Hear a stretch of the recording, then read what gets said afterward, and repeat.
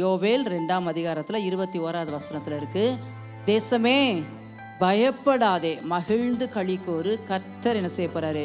பெரிய காரியங்களை செய்வார். கர்த்தர் நம்மை பார்த்து சொல்றாரு, தேசமே அப்படின்னு கூப்பிட்டு, நீ பயப்படாத.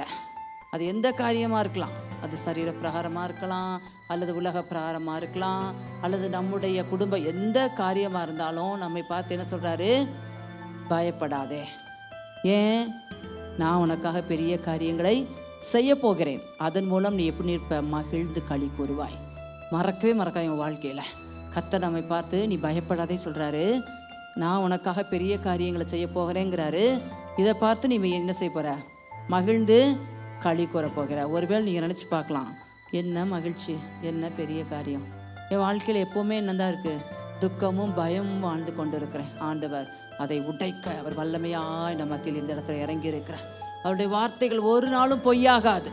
அவர் பொய் சொல்ல மனுஷன் அல்ல, மனம் மாற மனு புத்திரனும் அல்ல நம்ம படிக்கிறோம். எனவே நிச்சயமாய் நமக்காய் அவர் கிரியை செய்ய உண்மையுள்ளவராக இருக்கிறார்.